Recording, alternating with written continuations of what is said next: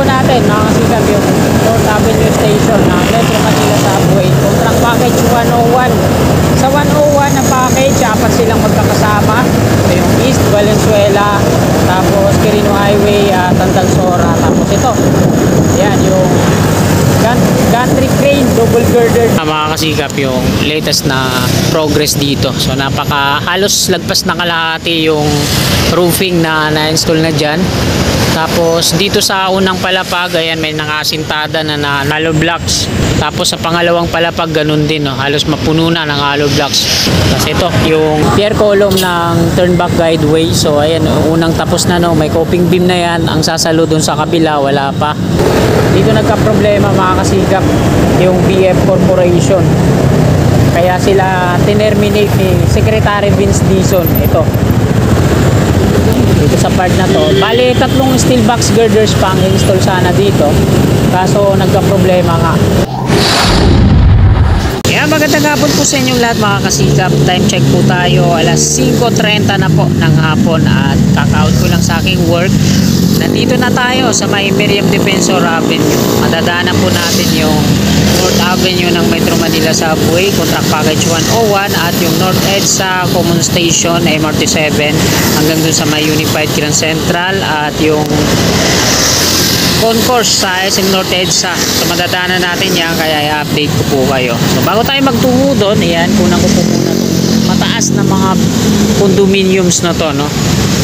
Ayan. Vertis North po yan sa likod, Abida Towers naman dyan, Napolcom.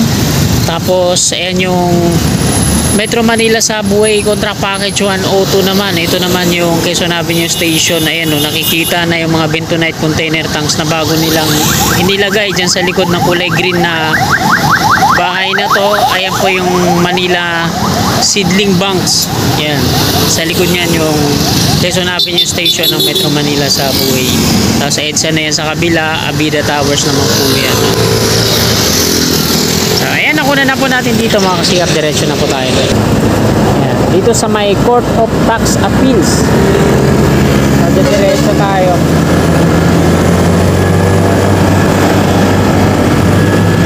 So ayan, shoutout po sa lahat ng mga solid kasikap po natin na pauwi na rin galing sa kanilang mga trabaho. Ayan, mag-ingat po tayo lagi, ano, at ayan, hindi naman uulan, makulimlim pero hindi naman tipong ulan to, no?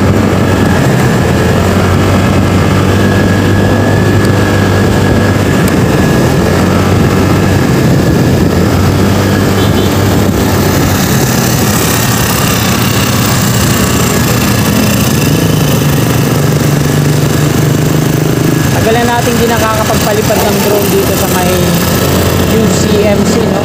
Quezon City Memorial Circle Station na MRT7. Ito yung pangalawang stasyon dito sa North Edge sa Common Station. Dito sa kaliwa, dito yung QMC sa kanan. North Avenue po yan dyan. Tagalan natin din nakakapag-update yan dahil medyo nagkakaigpitan dyan, ano? Ito po yung viaduct ng MRT7. North Avenue na po ito dito.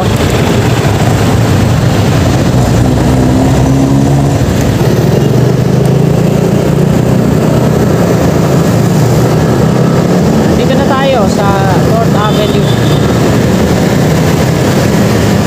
So dahil nga hindi pa nakakadiretso yan dyan, sinarado nila para di magkabulbul yung traffic. Kakanan muna tayo dyan, Mindanao Avenue. Tsaka naman natin masisilip tong North Avenue Station ng Metro Manila Subway, contract package 101. So, napakataas na Cityland na yan. Dinadagdagan pa nila, no?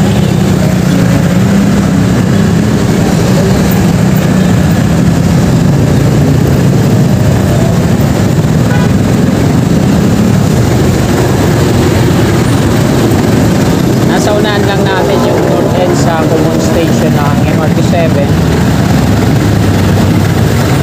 Trinoma sa kaliwa.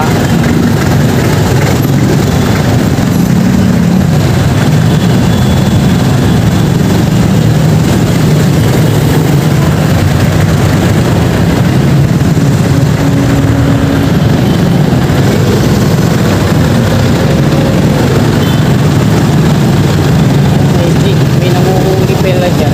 Dami nahuli nasa gitna. Ano may violation yan?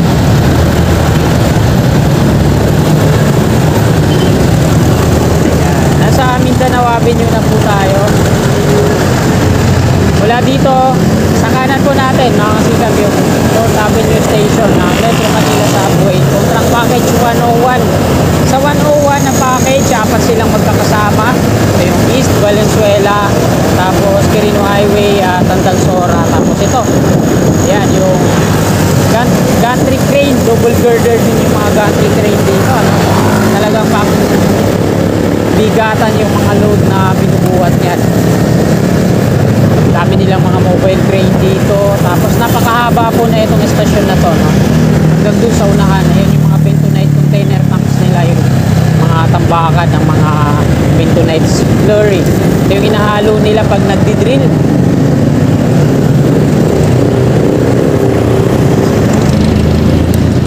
Yan, balik ulit tayo dito. Tapos kakanan tayo dyan sa may North Avenue ulit at palabas tayo ng EDSA.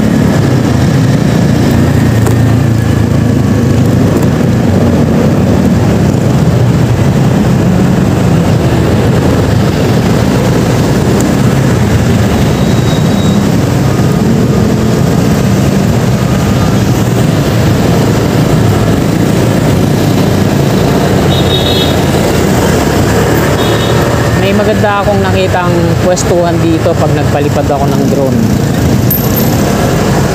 Saan na ba yun? Dito. Ayan, dito sa kanan. Tsaka open yung taas, hindi ganong maraming kable ng kuryente. Pag nagkaroon tayo ng pagkakataon, papalipad tayo dyan.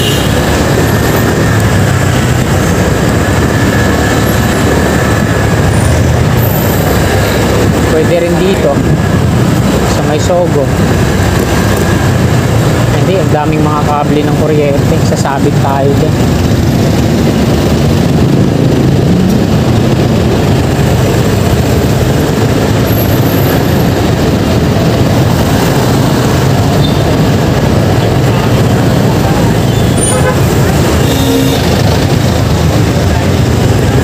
Soler North Resort sa unahan natin eh.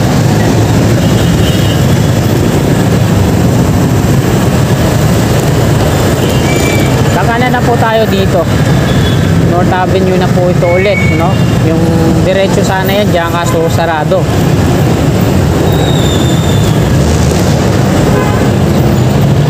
Ayan. Sa Trinoma, sa kaliwa, ito naman yung Cityland sa kanan. Ginigitna niya yung North EDSA Common Station ng MRT7.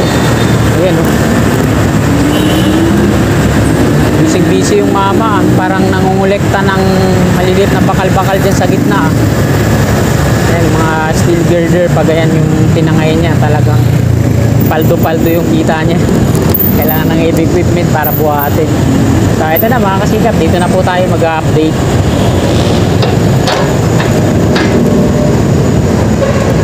Kabahan po ito ng North Avenue palabas ng EDSA. Etong istasyon ng North EDSA Common Station, napakahaba na ito, no? Kulang-kulang siguro mga nasa 500 meters yun, hanggang dun sa may Unified Grand Central.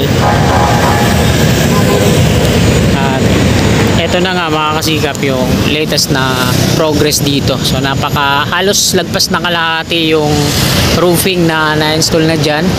Tapos dito sa unang palapag, ayan, may nakasintada na hollow blocks. Tapos sa pangalawang palapag ganun din, no? Halos mapuno na ng hollow blocks. Sa pangatlong palapag, ayan, wala pa. Tapos sa platform na, sa ikaapat na palapag kung saan sasakay na kayo ng tren, eh halos wala pa. So dito sa unang palapag, ito yung yung sa galing dito sa Trinoma elevated walkway. Tapos sa mga galing dito sa baba pag umakyat, siguro ito yung ticketing, no? Tapos diyan nakalagay yung mga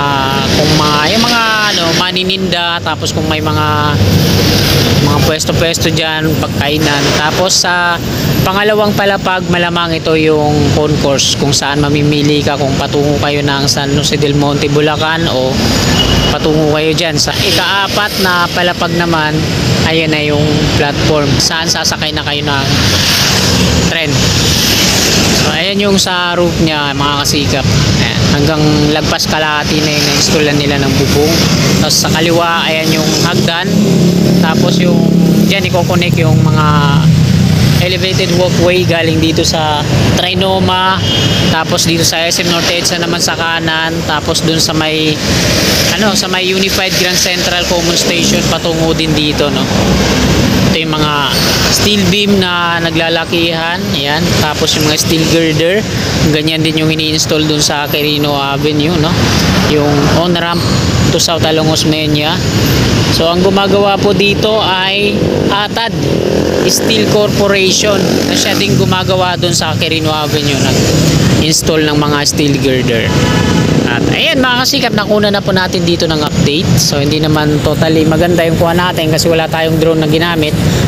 So sunod na mga pagkakataon na lang siguro yun. So dadako na po tayo din sa unahan at doon tayo mag-e-end ng ating vlog sa may SM Annex.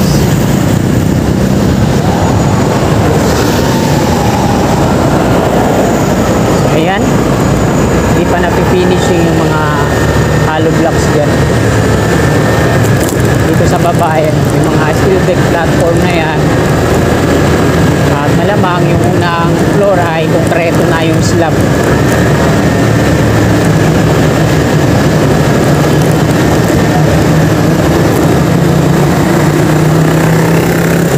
So dito sa baba wala na tayo makikita mga pedestrian yan. Pag may mga elevated walkway na sa taas, wala nang tatawid-tawid dito ng mga mananakay.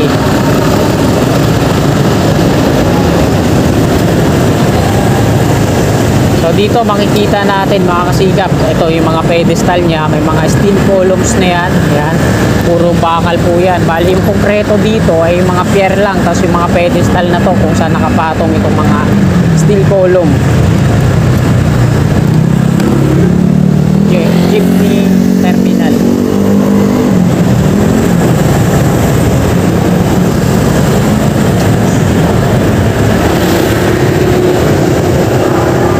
Jeepney terminal dito sa kanan natin. Tapos ito yung footbridge, tawiran ng mga pasahero mula dito sa SM North EDSA patungo dun sa Unified Grand Central Common Station sa kabila, southbound. At ito na mga kasikap yung nakita ko lang, yan dati nagbabarak sa BF Corporation na ngayon ay yan, inusog na nila dun yung mga barrier sa gitna. Kasi ito yung pier column ng turnback guideway. So ayan, unang tapos na, no, may coping beam na yan. Ang sasalo dun sa kabila wala pa. Ayan yung Unified Grand Central Common Station. Ito yung mga steel columns tsaka pedestal ng North EDSA Common Station. Continue yan hanggang dito. Yan, kadikit ng Unified Grand Central Common Station. So yung LRT1 dito sa kaliwa, ayan yung viaduct niya, yung bakal, yung steel viaduct. Tapos yung MRT3 naman dun sa southbound, ayan yung magiging turnback guideway niya, yung dating viaduct na konkreto ng LRT1. So yung LRT1 dito yan sa kanan, ayan, dun. So dako na tayo dun sa unahan. Tayin natin mga kasikap, sana magkaroon na kaagad ng contractor ang Unified Grand Central Common Station para matapos na yan, no?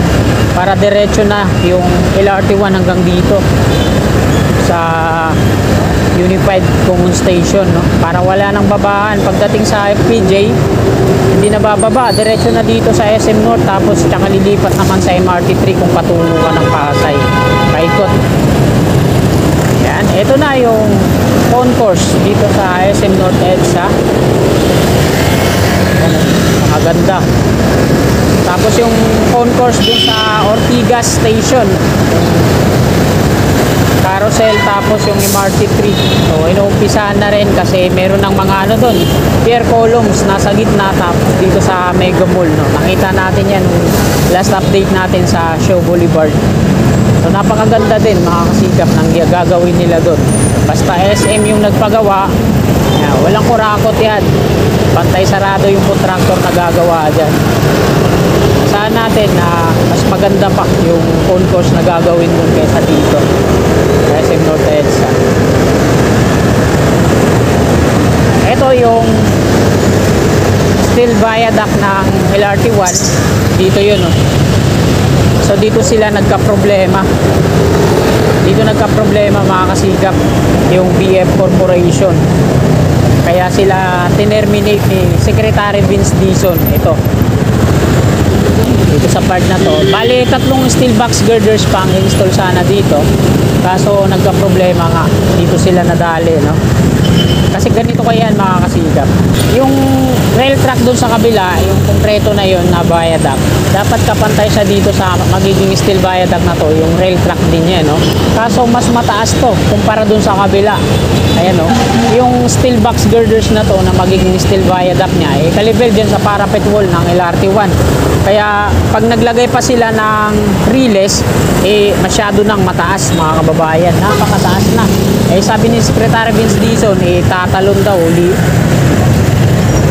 daw yung trend pag nagkaganon. Kaya siguro, ayan, tinerminate na sila at ayan, natanggal na nga yung BF Corporation. Sa kasalukuyan, eh, naghahanap na sila ng bagong contractor, no? Gagawa dito. Saan natin yan? Sana magkaroon na ng bagong contractor dyan para matapos na yan. Nandito na tayo sa dulo ng SM Annex at hanggang dito na lang po itong video na to. Marami pong salamat sa walang sawa at ng inyong suporta kay Kasigap. God bless po sa ating lahat.